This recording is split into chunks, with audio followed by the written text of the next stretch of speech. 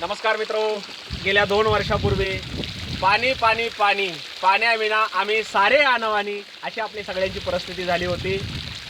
परंतु हा जर सुंदर असा बंधारा बघितला आणि पहिल्याच पावसात भरून हा धोधो असा वाहतो आहे।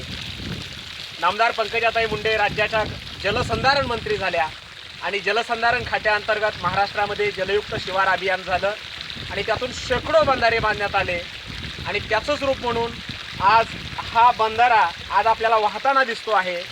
म्हणजे एकेकाळी मुंडे साहेब गेल्यानंतर आम्ही रणरागिणी असणाऱ्या पंकजाताई मुंडे बघितल्या, पण आता आम्हाला खरंच हे बंधारे बघून पंकजाताईविषयी जलरागिणी असं म्हणावं असं वाटतंय।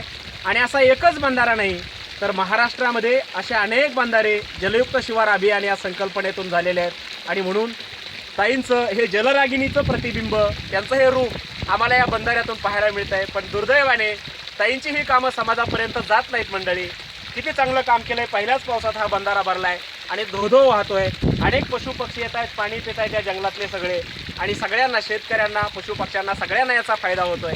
तर अशा पद्धतीची जी कामं आहेत ताईंची ती लोकांपर्यंत गेली पाहिजेत, मुंडे साहेबांवर प्रेम करणाऱ्या लोकांपर्यंत गेली पाहिजेत असं मला वाटतं। आणि म्हणून हा छोटासा प्रयत्न आहे ताईंनी केलेला, किती मोठं काम आहे, लोकांपर्यंत पोहोचलं पाहिजे यासाठी आम्ही हे सगळ्यांपर्यंत काम पोहोचवण्याचा प्रयत्न करत आहोत।